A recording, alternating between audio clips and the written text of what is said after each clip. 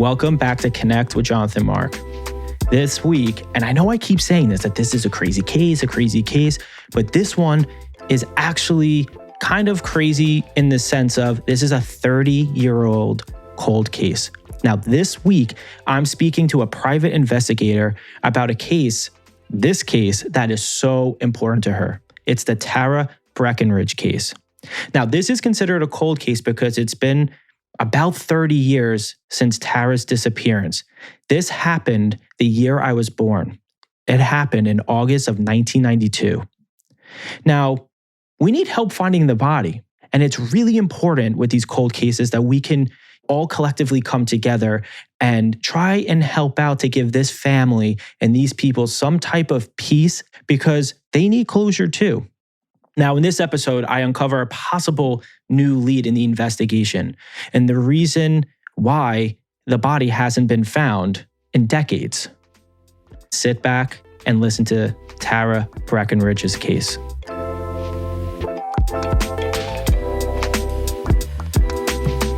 Is this a friend of yours or someone that you knew? Yes. With a T name? Yes. Yes. Okay. Can I speak freely about some of this stuff? Please. Okay. Was she an adult dancer? She was not a stripper. I was. Okay. I was a dancer and she was a waitress. Okay, because she keeps clinking her heels to me together. So I didn't know if she was an adult dancer or something. Because what she keeps talking to me about is, and she's laughing at this, she wants me to let you know she's with her family. Seems like a lot of people in her family, unfortunately, have passed away. She keeps saying that she's right next to someone named with a B name, like Betty or Barbara. It looks like her mom. Her mom has passed. Okay, so there's some stuff I want to get into about this because she's showing me a lot. The first thing is first, she's standing away from a man. Who's the W name? Like Wayne, Walter. Wayne. She's standing away from him. I don't know if they had a relationship, but they're not related. I can tell you that only because the way that they come through in family tree style to me, it would show that they're in a family, essentially, right? And they're not standing next to each other, which means they were either significant others, business partners or something, right? What she's also showing to me too, which is a very interesting thing because she's laughing at this. She keeps saying the case has been turned many different, because it looks like she's a missing person. It doesn't look like she's, but what's unfortunate is what I see is the Wayne, is that his name, or Walter? Wayne. He had a lot to do with it because he's taking ownership for some things.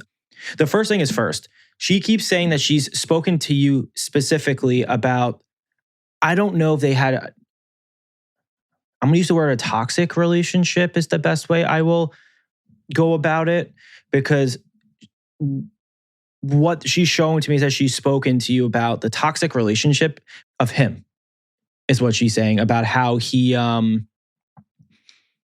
don't think was very nice to her in any way, if I'm being honest with you. Because what she keeps showing to me, and she's saying you can speak on this a little bit more.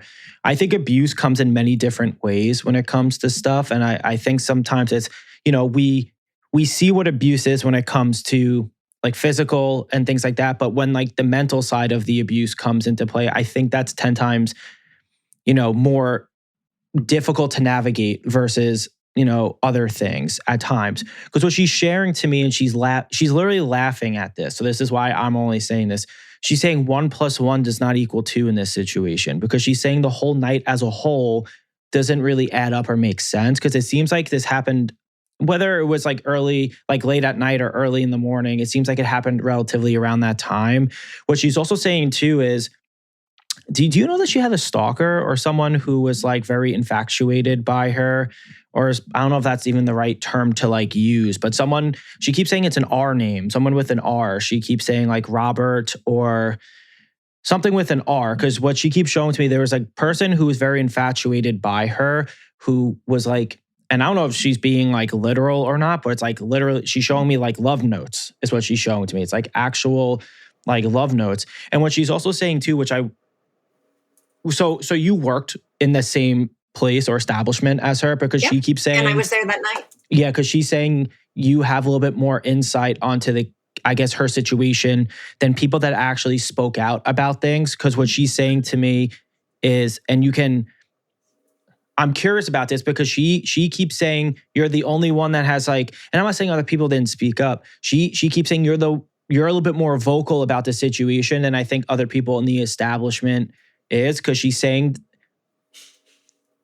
essentially that like no one really spoke up except for, she keeps tapping her watch, like timelines, right? Like people will show timelines of things of like when someone left, when someone came back, when someone did all this stuff. She's saying that you saw everything kind of unfold. And why I'm saying this, because when she keeps like clunking her fists together,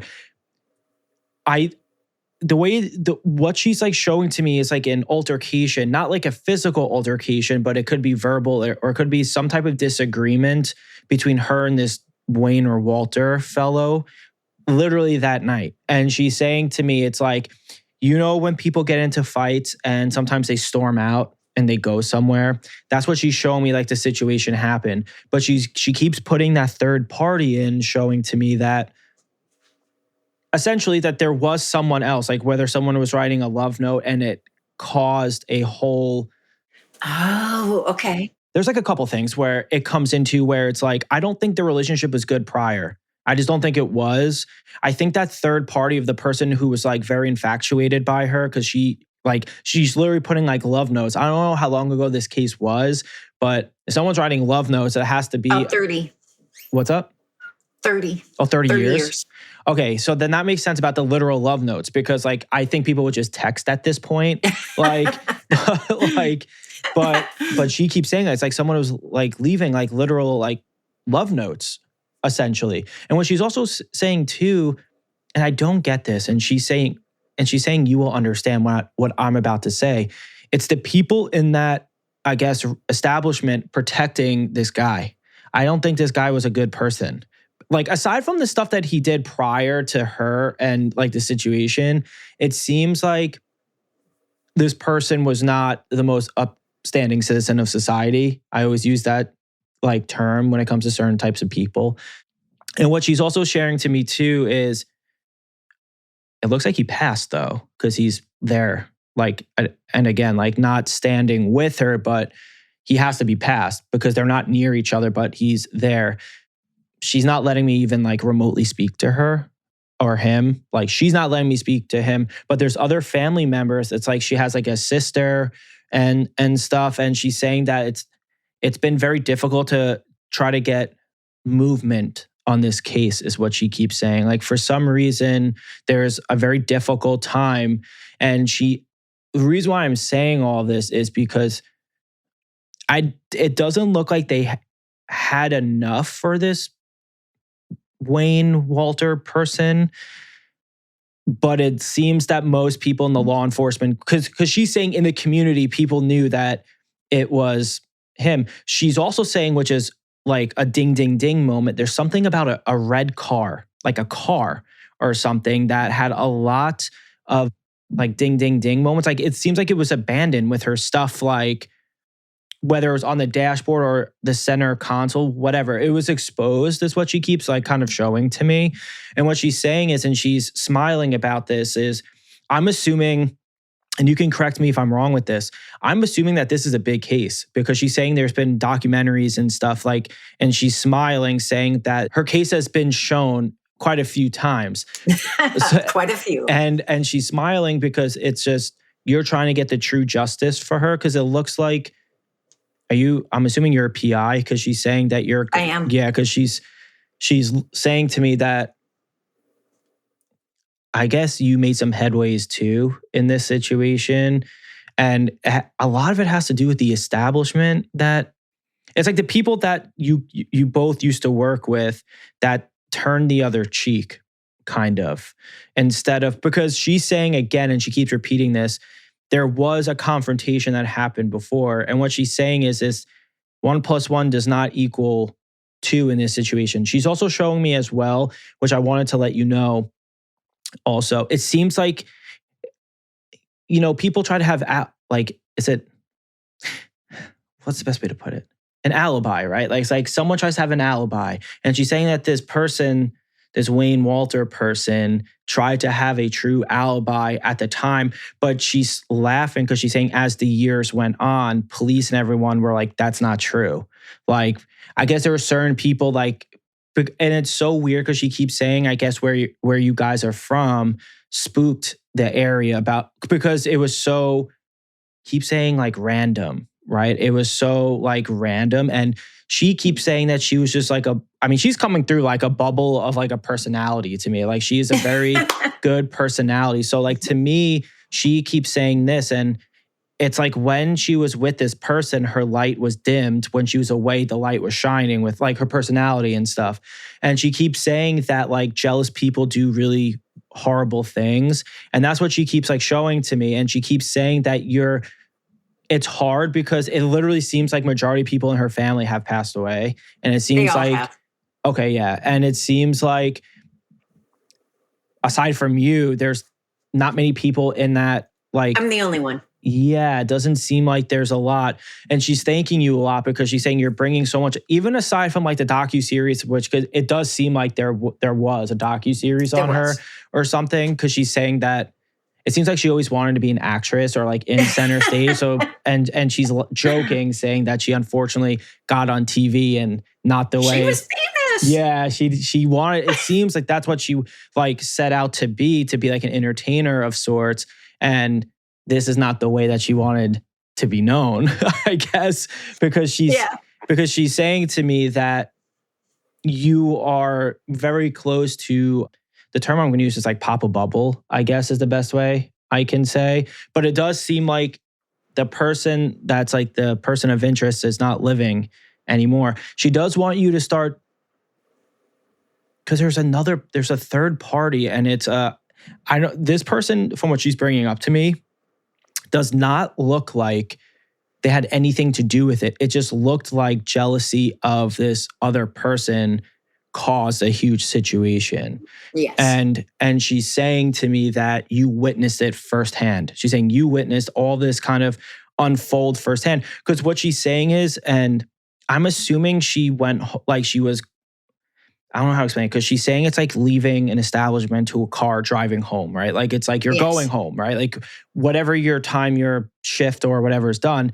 She's saying that like people were saying that she left quote unquote fine, but she was disgruntled is what she was saying. Like that's the thing that I'm getting confused about. She's saying you have a group of people saying she walked out, like everything was like relatively normal. She's showing to me like she was a little disgruntled. And she's saying that she spoke to you before, or she at least had a conversation with you before, expressing that she was disgruntled.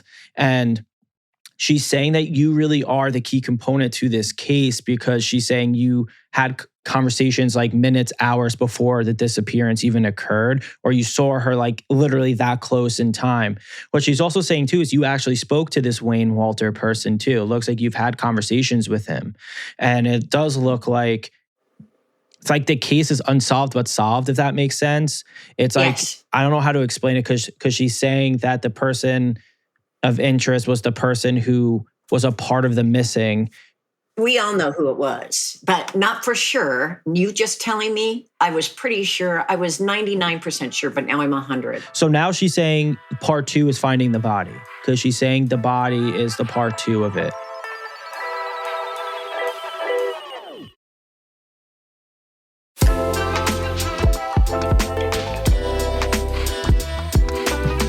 And she's saying this in all certainty as well, too. The body's not far from... She's saying there's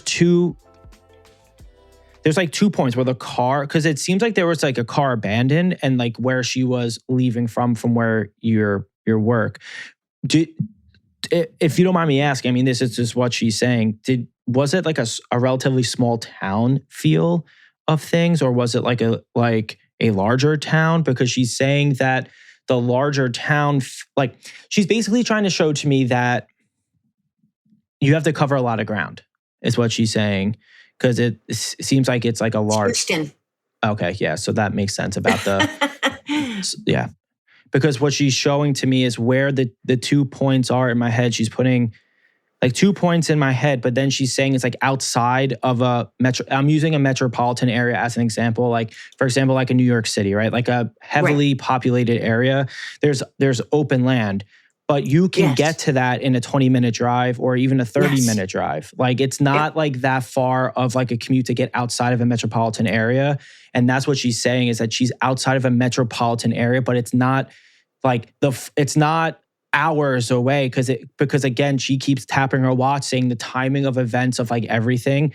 There would be no way that this person can go hours away within the night. Like within the night period, there's no way.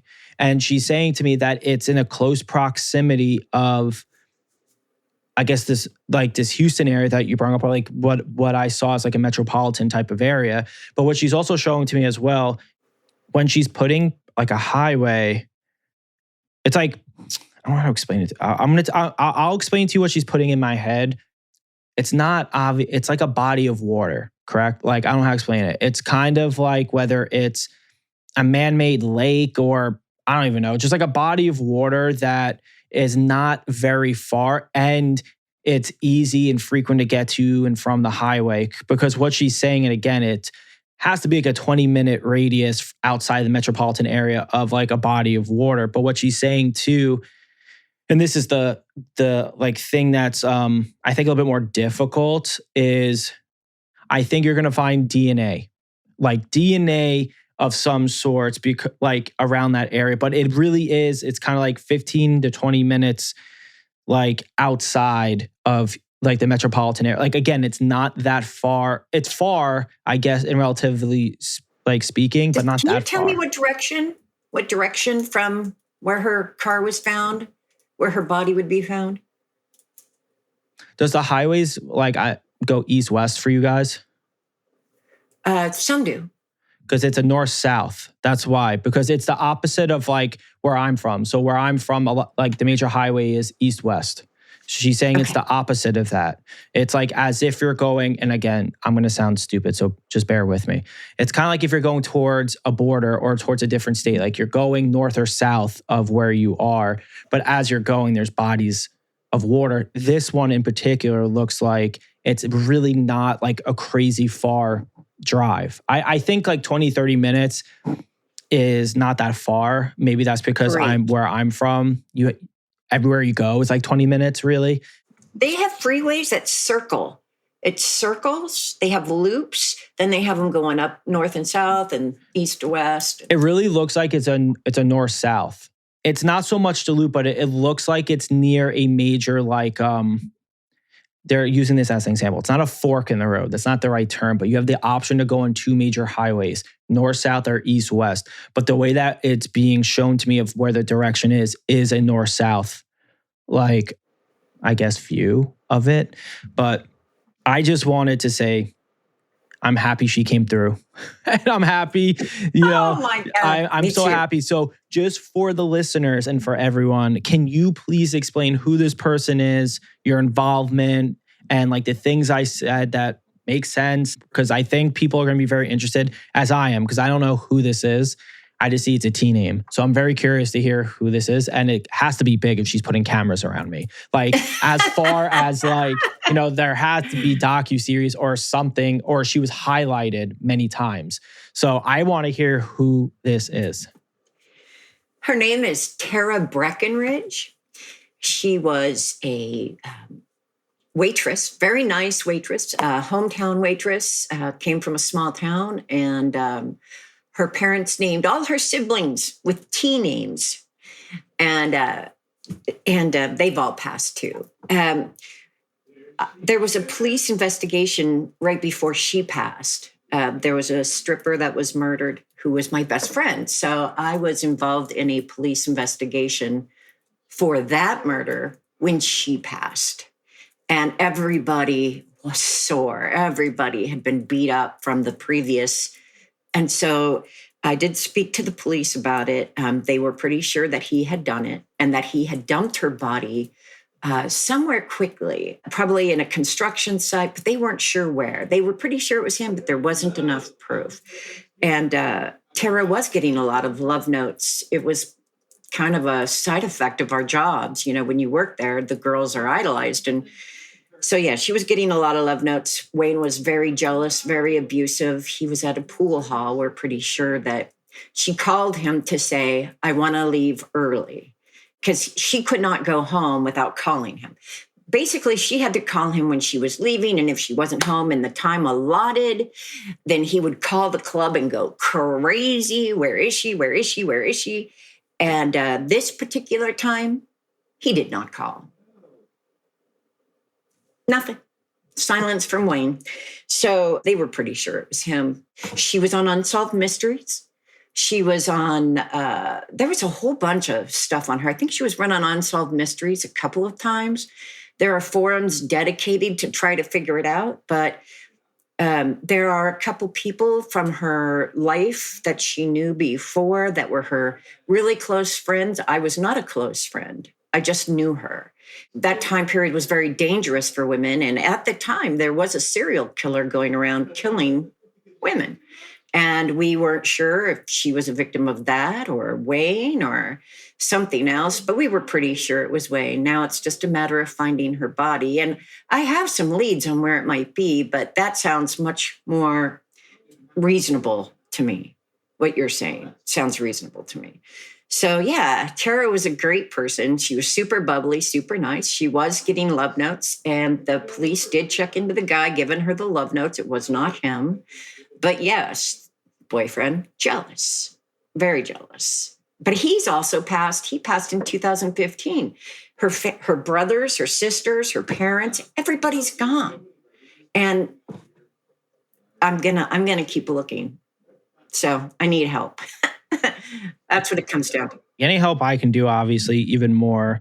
Like I always tell people, I'm really always here, but it is interesting you bring a lot of that up, because it does, like the jealousy factor of things, I think sometimes, and I'm sure people can attest to this too, right? It's like people, whether it's jealous within in a relationship, a job, whatever the situation is, people do crazy things, I will say, out of rage of like jealousy. And so you're a private investigator for this, correct? I am a private investigator, yeah. So if anyone has any tips, because I'm sure you've run into this just like we have many times too. It's like sometimes people are just like a little too afraid to send a tip in like with their name attached, right? Like they don't want their name attached. And sometimes in situations, people in like the club or wherever, maybe they saw something and they were just like, it's better that I don't say anything at all than say something. So can you tell people where they can find you to send you information to aid in your help or anything? Yes, I'm in Austin, Texas. It's ATX Investigations. If anyone has any information, please, I know somebody knows something. We need to give her justice. It's been too long. It's been too long. And I think it's very admirable and God sent that you are doing this, because, many people are too afraid. And I'm thankful that, you trusted me to do this and to help out. I mean, this is, it's not an easy task to do, especially, and I didn't even know it's 30 years, you said? 30 years. Crazy. I know. And her parents, they were looking, and everybody's been looking. And then as one by one, they all passed. And the only one left standing to keep looking is me. Now, I had some ideas, and I guess I'll ask you a few more things later. But I actually think that we can actually do it this time. I agree. I think if we stop focusing on who did it and just use that to find the body, that'll be more helpful. But there are people that Wayne was connected with throughout his lifetime that know things. Yeah. And all they have to do is come forward. Yeah, I think, from what she was showing to me too, is that this Wayne person, like I said, he's not a good guy. And I said, and I really do mean this because of what she showed me, you take away the abuse, you take away all that stuff, which is horrible in itself. Leading up, even before she was involved with him, I don't think he was a good person in general. So I think that, you're onto something, is what I will say. From what she's showing to me, you're onto something. That's why I was trying to like push you in that direction more with him, and trying just to let you know that like he wasn't a good person prior to even meeting her. So like there's things, and I'm sure you know this too, like people don't speak up. Like if he's a person of interest, because it looks like he was, and the police made it known up until he passed. Like this doesn't look like, from what she's showing to me, that it's a shock, I'm assuming, to anyone. But if people know that he's a person of interest, and the people that were relatively involved with him are most times than not are always going to retract back into things. It's no judgment. I have no judgment for these people holding the secret all this time. I totally understand.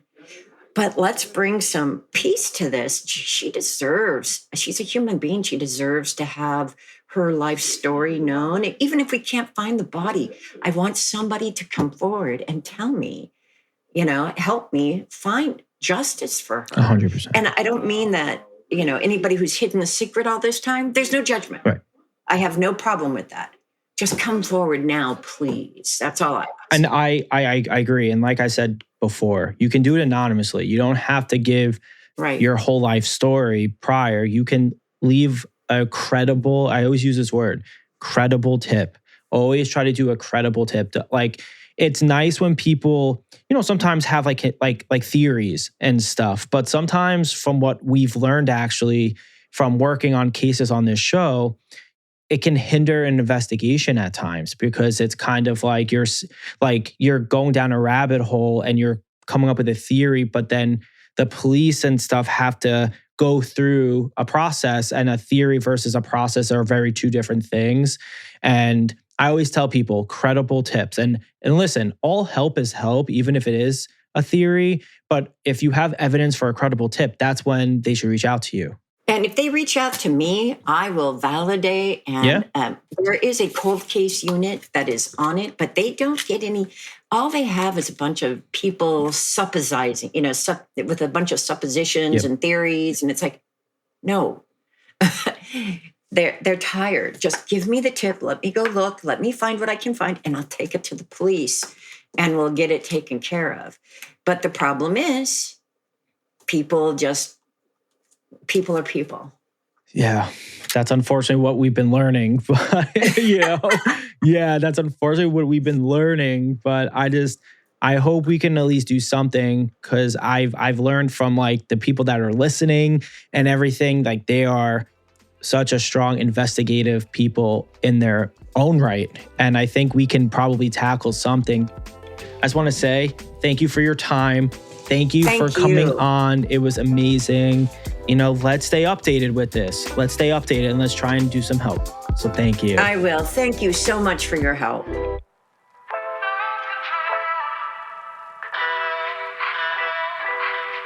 Francie, thank you so much for coming on the show. Thank you so much for listening. Any information that you guys have about this case, please contact Francie at ATX Investigations, and the phone number is 512-900-5817, or email francie@atxinvestigation.com. All this information will be in the show notes.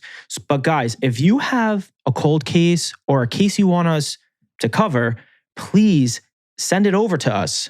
We are trying to help out as many families as possible.